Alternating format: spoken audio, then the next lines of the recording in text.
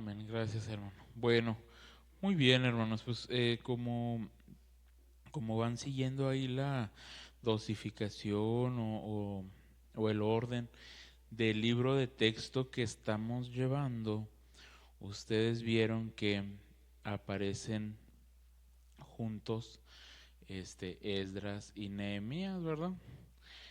Pero si leyeron los comentarios que nos hacen los autores, pues nos recuerdan que originalmente Esdras y Nehemías formaban parte de una sola obra, eran un solo libro. Y por ejemplo, pues ya cuando San Jerónimo hace la traducción, ¿verdad? Del hebreo a latín popular, por eso vulgata, ¿verdad? Porque vulgo pues del pueblo.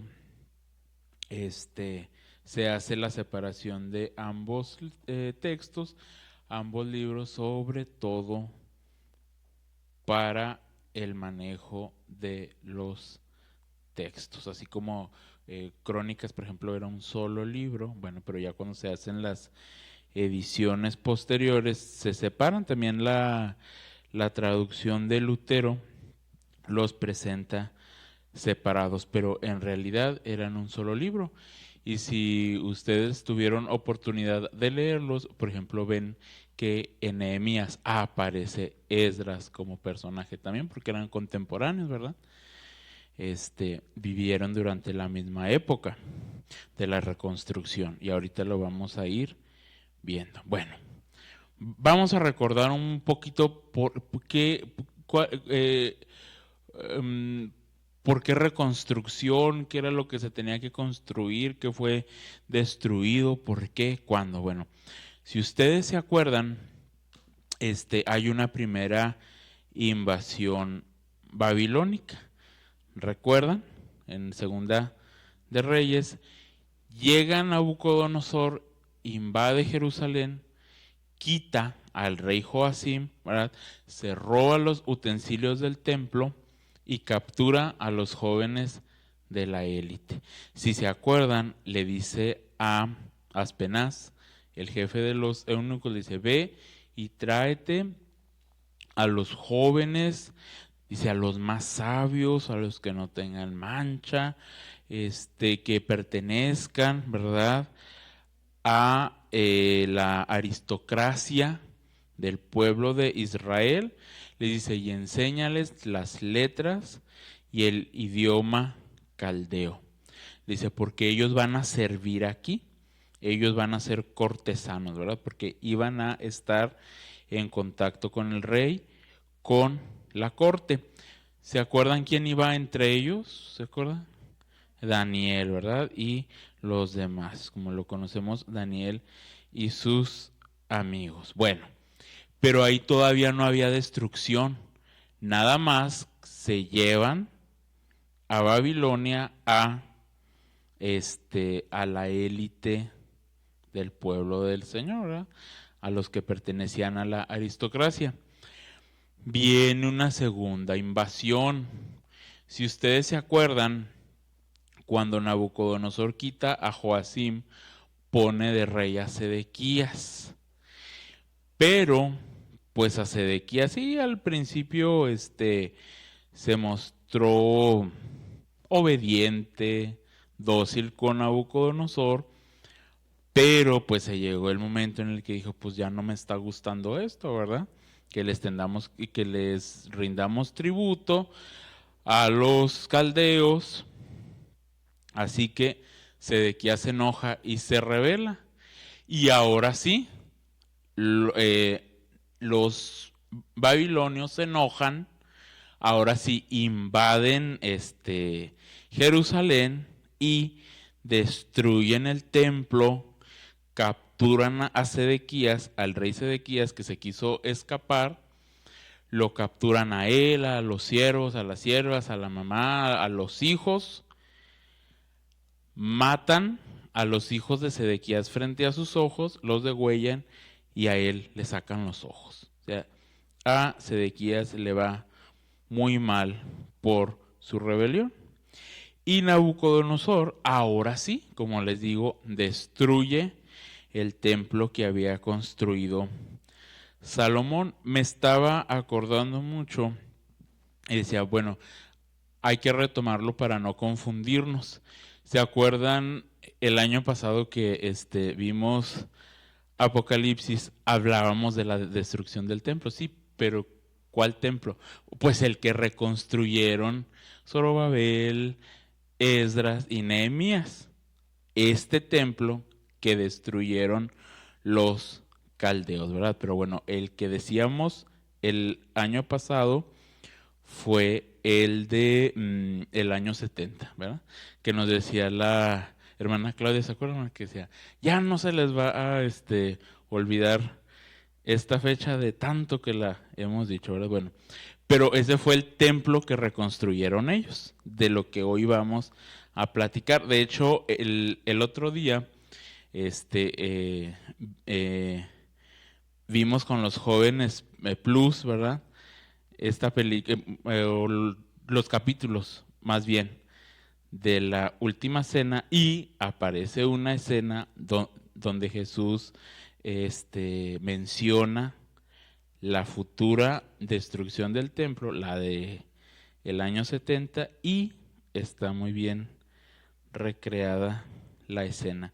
Y les quise traer la cita de esa destrucción, de la anterior, de la del templo de Salomón. Dice, en el mes quinto, a los 7 días del mes, siendo el año 19 de Nabucodonosor, rey de Babilonia, vino a Jerusalén Nabuzaradán, capitán de la guardia, siervo del rey de Babilonia, y quemó la casa de Jehová y la casa del rey y todas las casas de Jerusalén, y todas las casas de los príncipes quemó a fuego.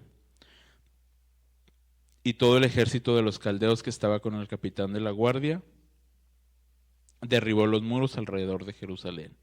Y a los del pueblo que habían quedado en la ciudad, a los que se habían pasado al rey de Babilonia y a los que habían quedado de la gente común, los llevó cautivos Nabuzaradán, capitán de la guardia. Mas de los pobres de la tierra dejó Nabuzaradán, capitán de la guardia, para que labrasen las viñas y la tierra. Pues más claro ni el agua, todo quedó destruido, todo, y se los llevaron, ¿verdad? Nada más dejaron a los más desfavorecidos como sus esclavos para que continuaran produciendo y ellos quedarse con los frutos y la ganancia. Arrasaron absolutamente con todo. Y pasan ¿cuántos años? 70 años de cautiverio. Pero, bueno, aquí aparece otro de los reyes de Babilonia, Ciro, que es lo que leímos esta semana, y así empieza el libro de Esdras. Esdras empieza con un narrador en tercera persona, es un narrador omnisciente, está desde arriba contándonos todo. Ya sabemos que es Esdras, ¿verdad? Porque así se llama el texto.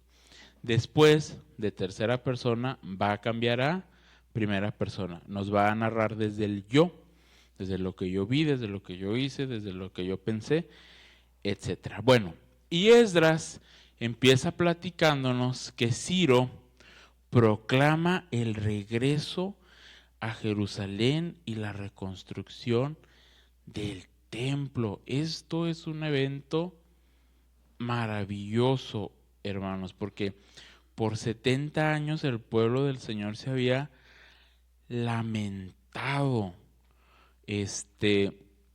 la pérdida de la casa del Señor, el saqueo, el robo y luego todavía la captura de ellos, ¿verdad? Y su vida durante estos 70 años en Babilonia. No sé si usted recuerda, por ejemplo, el Salmo 137, ¿verdad? Que la voz poética dice, dice, nos sentábamos junto a los ríos de Babilonia y recordábamos a la ciudad de Sión, ¿sí? Y llorábamos, ¿verdad? Fue algo terrible, fue algo espantoso. Haber pasado tantos años cautivos, fíjense, en Egipto, haber llegado a la tierra prometida y luego otra vez, ¿verdad? Vivir la destrucción, el saqueo y la captura. Bueno, pero ahora fueron menos años. ¿Y quiénes regresan a Jerusalén? Pues las tribus de Judá, Benjamín y los levitas. Pero, ¿quién era Esdras, hermanos? Bueno, y miren qué simbólico, su nombre significa ayuda o Dios ha ayudado. Efectivamente, vemos la intervención del Señor sobre su pueblo para que puedan regresar y puedan reconstruir, ¿verdad?, de las ruinas que habían quedado. Bueno, pues él es descendiente de Aarón, era un escriba experto en la ley de Moisés. Esdras pues era un erudito, no había otro como Esdras, y el rey Ciro le concede regresar. ¿Y qué más hace Ciro? Bueno, Ciro le concede, concede el regreso, como ya lo decíamos, y devuelve todos los utensilios del templo que se había robado Nabucodonosor. Dice, regrésenlos para que cuando reconstruyan su templo, puedan continuar utilizándolos para que sirvan al Señor. Y aquí aparece uno de los personajes clave también, Zorobabel. Y ya en los capítulos 3 y 4 vemos que lo primero que hace Zorobabel es reconstruir el altar del templo, ¿verdad? Porque él se da cuenta que la vida espiritual del pueblo del Señor estaba también en ruinas. Estaba en ruinas la ciudad, el templo, pero principalmente la espiritualidad del pueblo del Señor. Reconstruye, eso es lo primerito que hace Zorobabel, reconstruir el altar del templo y ofrece sacrificios al Señor. Restaura también el ministerio, ¿verdad? La función de los levitas y coordina la colocación de los cimientos del templo. Entonces nos cuenta Esdras que cuando el pueblo vio esto, que se regocijaban, lloraban de alegría. Dice, era tal el gozo, el gusto que tenía el pueblo, dice que se oía hasta a lo lejos, cuando vieron que empieza la reconstrucción de la casa del Señor. Pero, pues no todo fue dulzura, paz y felicidad, ¿verdad? Porque aparecen aquí los antagonistas, los enemigos del pueblo del Señor. Dice que llegaron Rehum y Simsai, dice, e intentaron detener la obra de reconstrucción y le mandan una carta al rey Artajerjes. Le dicen, mira, estos hombres siempre han sido un pueblo rebelde, ellos no quieren pagar tributo y pues nosotros siempre nos hemos beneficiado de tu bondad, oh rey Artajerjes, así que te pedimos por favor que ya no los dejes, ya no dejes que sigan construyendo su templo ni su ciudad, dice, porque se van a rebelar contra ti. ¿Y qué creen? Pues sí, efectivamente, ¿verdad? Les detienen la obra porque estos hombres habían ido a amarrar navajas contra el pueblo del Señor y el rey Artajerjes, ¿verdad? Bueno, se detiene la obra, pero después es retomada durante el reinado de Darío. Eso lo vamos a ir viendo más adelantito. Pero el Señor les dice, no se preocupen, ¿verdad? Todo va a estar bien y todo va a seguir su marcha. Entonces ya en los capítulos 5 y 6 nos sigue narrando Esdras, que bueno, pues Ageo y Zacarías habían profetizado que no se preocuparan, que el Señor iba a estar con ellos e iban a continuar los trabajos de reconstrucción. Pero otra vez, ¿verdad? Otra vez aparece la oposición.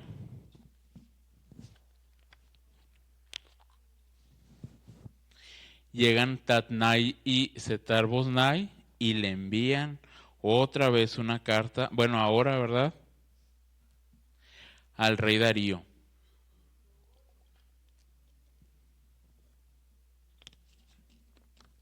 Y le dicen también, no, dicen ellos pues son un pueblo rebelde, ellos a ti no te respetan, ellos no te van a dar tributo, así que no los dejes, rey Darío, seguir construyendo su templo. Pero el Señor había obrado de manera milagrosa en los corazones de estos reyes paganos, ¿verdad? Qué impresionante cómo el Señor usó a estos reyes que no tenían nada que ver con el pueblo, precisamente para que lejos de que fueran una maldición, fueran una bendición en el pueblo del Señor. Y el rey Darío lee un libro que se llamaba Memoria, que era una crónica de los acontecimientos del pasado, y él ahí se da cuenta que el pueblo del Señor ya había tenido permiso para construir su templo. Así que dice Darío, dice, así como Ciro les dio permiso para construir su templo, yo también les doy permiso y los voy a ayudar, y todo lo que necesiten para la reconstrucción, yo se los voy a dar, dice. Y hay de aquel, dice, que se atreva a impedir que la casa del Señor se siga reconstruyendo. Dice, quien se oponga, vamos a quitar una viga de su casa y lo vamos a colgar de ella, y luego la casa del que se oponga la vamos a destruir, dice, la vamos a convertir en un muladar. Así que ya el pueblo del Señor finalmente tuvo carta abierta, ¿verdad?, para seguir construyendo el templo. Y bueno, en los capítulos 7 y 8, ahora sí, aparece Esdras como personaje. Él nos había estado contando toda esta parte desde que Ciro le permite volver a él y a los que con él quisieran ir para reconstruir, pero ahora cambia la voz narrativa de tercera persona, o sea, de un narrador omnisciente pasa a uno en primera persona. Ahora Esdras nos cuenta desde el yo, desde la primera persona, lo que está viendo y lo que está pasando.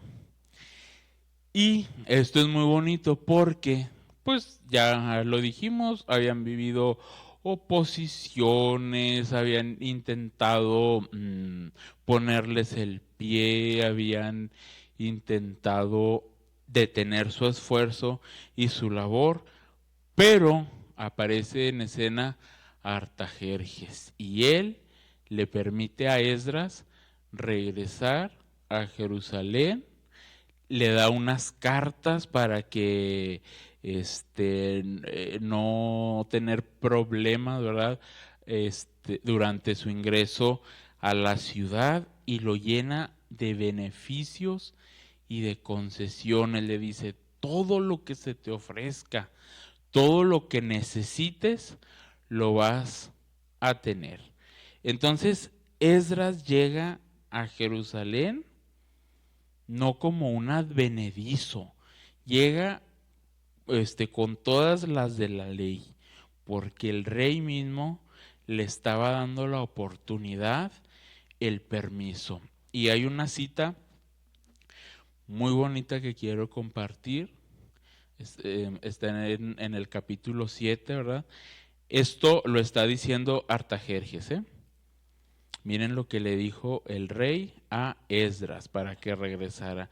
Le dice, por mí es dada orden que todo aquel en mi reino, del pueblo de Israel y de sus sacerdotes y levitas, que quiera ir contigo a Jerusalén, vaya. Porque de parte del rey y de sus 7 consejeros eres enviado a visitar a Judea y a Jerusalén conforme a la ley de tu Dios que está en tu mano, y a llevar la plata y el oro que el rey y sus consejeros voluntariamente ofrecen al Dios de Israel, cuya morada está en Jerusalén. Y toda la plata y el oro que hayes en toda la provincia de Babilonia, con las ofrendas voluntarias del pueblo y de los sacerdotes que voluntariamente ofrecieren para la casa de su Dios, la cual está en Jerusalén. Comprarás pues diligentemente con este dinero becerros, carneros y corderos, con sus ofrendas y sus libaciones, y los ofrecerás sobre el altar de la casa de vuestro Dios, la cual está en Jerusalén. Y lo que a ti y a tus hermanos os parezca ser de la otra plata y oro, hacedlo conforme a la voluntad de vuestro Dios. Los utensilios que te son entregados para el servicio de la casa de tu Dios, los restituirás delante de Dios en Jerusalén, y todo lo que se requiere para la casa de tu Dios que te sea necesario dar, lo darás de la casa de los tesoros del rey. ¿Cómo ven, hermanos? ¿Cómo regresó Esdras? No, hombre, pues muy bien, ¿verdad? Tuvo un regreso excelente. Iba con el apoyo total del rey. Y bueno, ya en el capítulo 8, Esdras nos hace una lista de todas las personas que regresaron con él, y muy importante, Esdras, como ya lo dijimos, la primera necesidad que vio dentro del pueblo del Señor fue su necesidad, su carencia espiritual, y solicita la presencia de los levitas. Dice, porque ustedes fueron encomendados por el Señor, ¿verdad? Y antes de entrar a la ciudad, acampan junto al río Ahava y oran y ayunan durante 3 días. Dice Esdras, Señor, no podemos entrar así. Si tú te rogamos, por favor, que tu presencia esté con nosotros. Dice, no podemos llegar nada más así a la ciudad. Por favor, acompáñanos. Y se arrepienten de sus pecados, oran y ayunan durante 3 días antes de entrar a la ciudad. Y Esdras aquí hace una lamentación muy grande en los capítulos 9 y 10, porque se da cuenta del mestizaje. Se da cuenta que el pueblo del Señor se había unido a mujeres extranjeras. Los del pueblo del Señor habían dado en casamiento a sus hijos e hijas, habían emparentado con los gentiles. Y les dice, y no solo el pueblo, no solo los civiles, principalmente los sacerdotes, los levitas se habían contaminado con este pecado. Pero Esdras les dice, hay que arrepentirnos, el Señor nos va a perdonar, hay que hacer sacrificio, y pues toman una decisión, ¿verdad? Necesaria, complicada, pero necesaria. Les dice Esdras, tienen que expulsar, ni modo, a sus esposas extranjeras, ¿verdad? Y no solo a sus esposas, a los hijos que tuvieron con ellas. Así que van para afuera todos, todos, todos, todos, todos, todos. Y nada más se tiene que quedar el pueblo de el Señor. Así lo hicieron, ¿verdad? Apartan a las mujeres extranjeras y a los hijos, a la descendencia que tuvieron con ellos, porque dicen, bueno, estos niños van a crecer, van a reclamar la tierra no es para ellos, la tierra es para el pueblo del Señor. Y bueno, deshacen, ni modo, cualquier vínculo, cualquier lazo con los pueblos gentiles. Y así acaba Esdras. Si usted recuerda, así termina, ¿verdad? Bueno, y ahora nos pasamos al segundo libro que dijimos que formaba una sola obra, una sola unidad, Nehemías. ¿Se acuerda qué servicio prestaba Nehemías delante del rey Artajerjes? ¿Qué hacía? Era el copero, ¿verdad?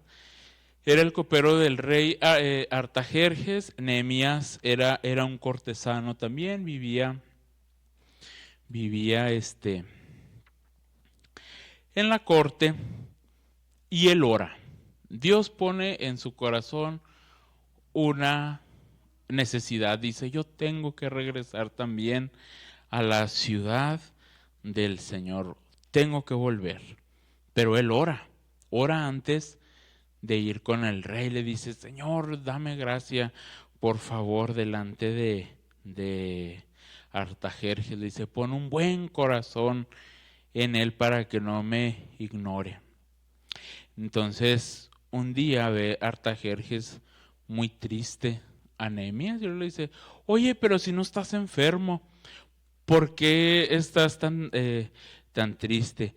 Y él es ahí, ¿verdad? Cuando aprovecha para solicitarle que le permita regresar a Jerusalén y reedificar el muro de la ciudad, que en esa época, bueno, pues para una ciudad el muro era un elemento de la arquitectura muy importante, porque pues era el que resguardaba la ciudad, era el que protegía, y estaba completamente destruido. Ahora, que si le buscamos también un sentido simbólico, bueno, está creo que bastante claro. Bueno, llega Nehemías, bueno, Artajerjes lo envía también, pero también no lo envía como un advenedizo, ¿no? Lo manda como un gobernador. Fíjense, Esdras se convierte en el líder espiritual del pueblo y Nehemías en el líder político de ellos. ¿Ven que hicieron equipo ellos dos? Unen fuerzas, ¿verdad? Uno reconstruye la espiritualidad del pueblo y el otro reconstruye la ciudad. Entonces, cuando llega Nehemías, que él sí empieza, él sí nos presenta su texto en primera persona, casi como un diario personal, como una confesión, como un relato en primera persona. Dice Nehemías que recorrió las ruinas de la ciudad, vio la destrucción, y Dios puso en su corazón que reconstruyera el muro de la ciudad. Híjole, pero llega uno de sus grandes enemigos, Sanbalat, ¿verdad? Y bueno, él y Tobías, que muy irónicamente Tobías estaba emparentado con Eliasib, y del templo habían echado para afuera los utensilios de la casa del Señor, y Eliasib había metido los muebles, así dice, los muebles de Tobías al templo, habían profanado al templo, pero se beneficiaba Tobías y a la misma vez quería parar la obra, ¿verdad? Y bueno, en los capítulos 3 y 4, Nehemías nos presenta un listado de todos sus colaboradores, de las personas que le ayudaron a reconstruir el muro del templo. Y Sanballat y Tobías, bueno, pues eran unos hombres muy irónicos. Ay, sí, ¿a poco ustedes van a reconstruir el muro de la ciudad, verdad? Decían, si va y se para una zorra sobre las piedras, yo les aseguro que la tumban y que no sé qué. Iban y se burlaban de ellos, los molestaban, trataban de desanimarlos, pero Nehemías y sus colaboradores nunca se dieron por vencidos.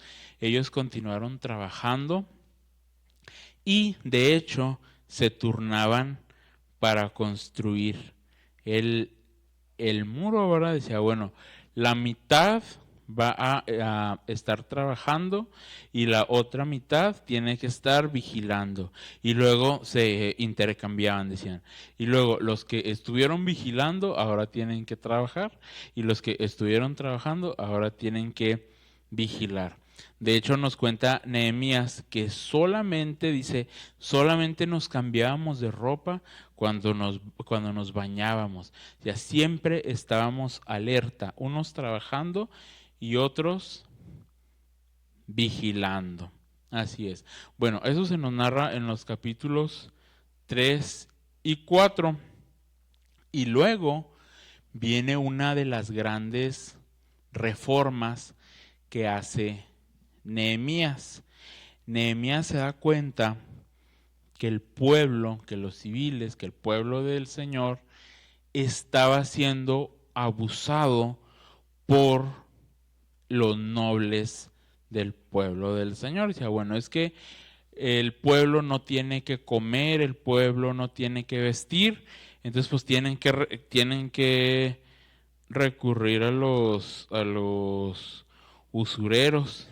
Pues y me estaba riendo, ya ven, eh, ustedes que sobre los judíos pesa como una, una leyenda negra, ¿verdad? De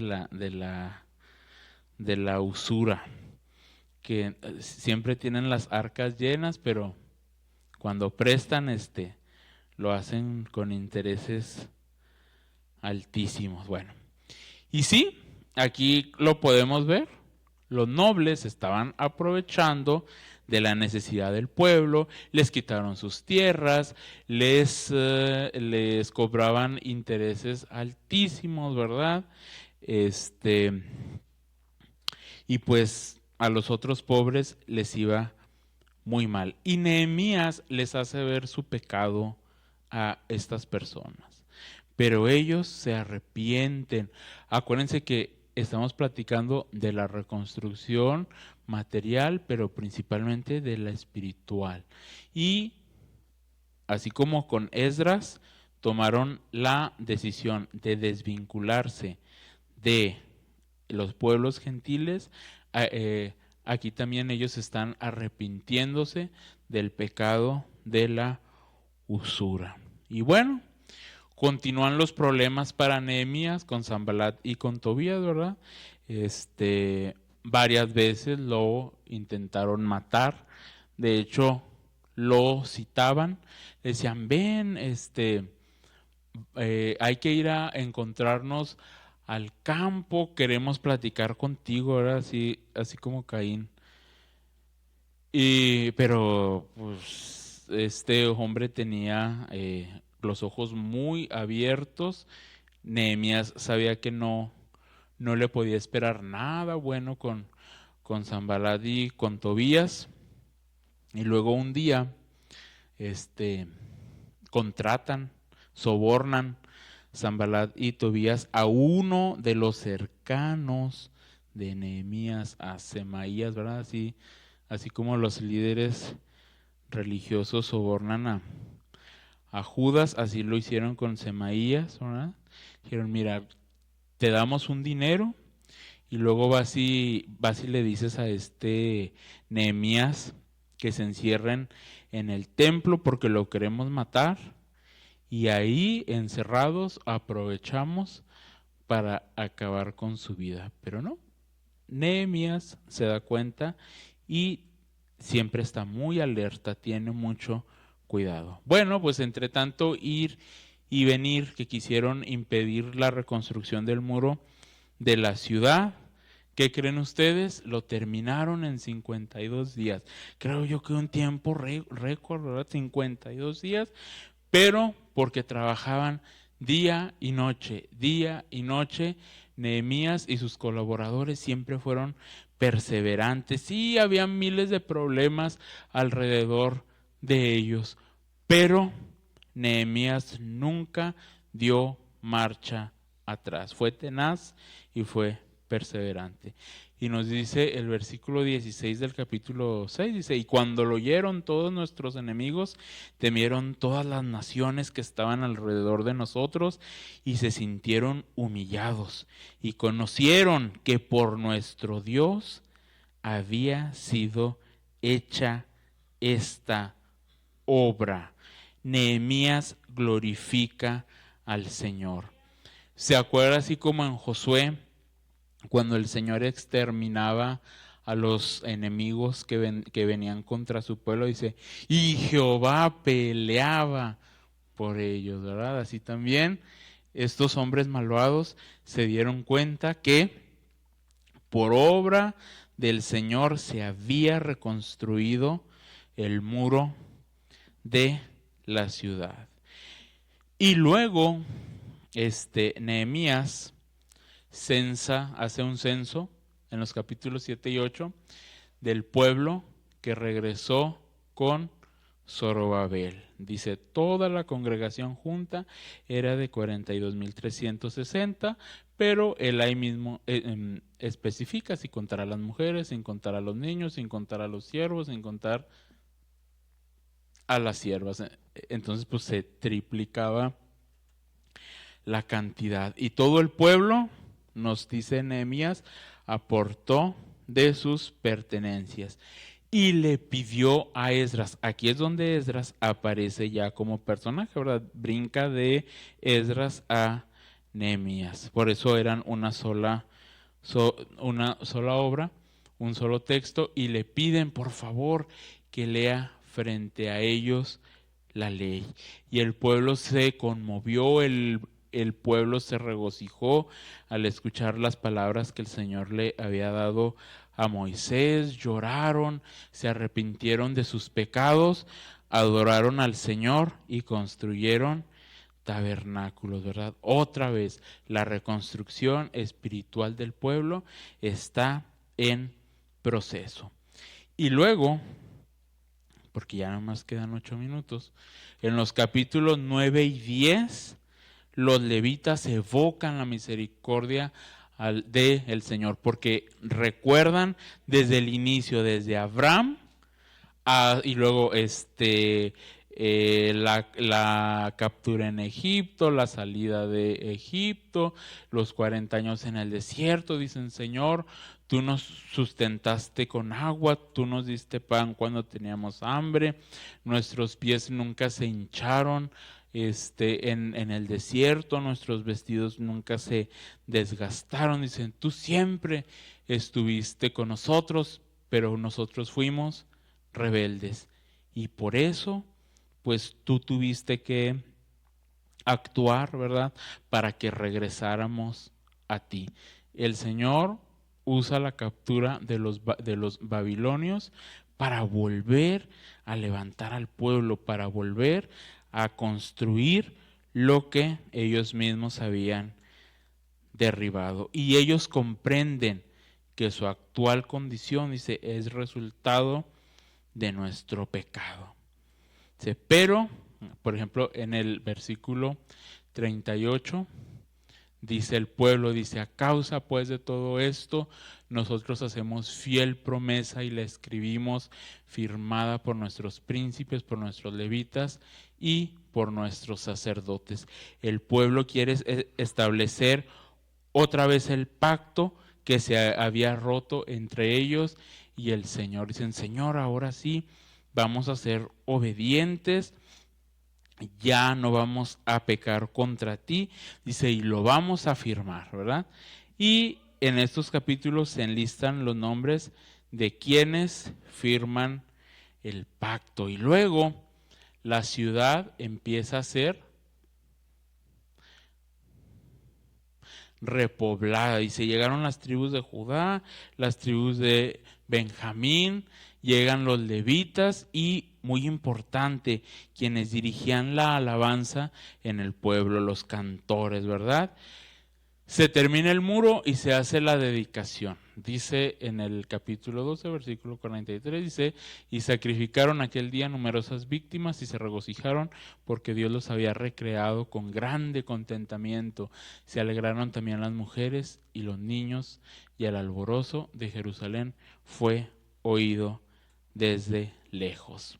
Y por último, en el capítulo 13, pues se presenta la serie de reformas que hizo Nehemías, ¿verdad? Este líder político, él era el gobernador, él era el líder político del pueblo, Esdras el líder espiritual. Bueno, ya dijimos, el pueblo del Señor evita ya el mestizaje, se separan de los extranjeros porque les dice Nehemías, acuérdense lo que le pasó a Salomón, no hizo caso y él permitió el mestizaje. Bueno, como ya lo había dicho, recupera la cámara de las ofrendas donde tenían guardados los muebles de Tobías, y el sacerdote Eliasib había emparentado con él, pero bueno, echan todo para afuera e ingresan los utensilios para la adoración en el templo. Se reinstaura el ministerio de los levitas y ya no deja que en el día de reposo se sigan haciendo actividades comerciales, porque y hasta cierra las puertas de la ciudad para que los comerciantes no vayan a meterse, ¿verdad?, durante el día de reposo a vender sus mercaderías. Y bueno, finalmente, mis hermanos, vamos a la conclusión. Como dijimos, bueno, después del exilio, el pueblo estaba en total ruina, el templo, las murallas, pero sobre todo la espiritualidad del pueblo se había caído, había colapsado. Y irónicamente, ¿verdad? Bien curioso cómo son los planes inesperados del Señor. Dios toca el corazón de los reyes paganos y ellos permiten que todo lo destruido vuelva a levantarse. Nehemías y Zorobabel no solo reconstruyeron, sino que trabajaron para la restauración espiritual del pueblo. Se arrepintieron y llevaron al pueblo a que se volviera al Señor y a su ley.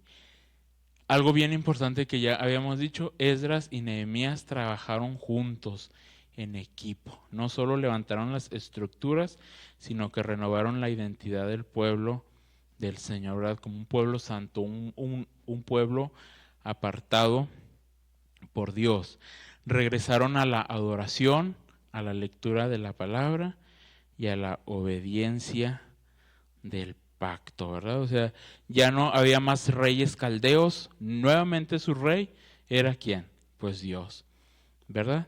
Y hoy domingo de Ramos, ¿verdad? Así como el Señor entró a la ciudad montado en aquel burrito, pollino, ¿verdad? Que el Señor entre también así en nuestros corazones como entró nuevamente a Jerusalén cuando fue reconstruida.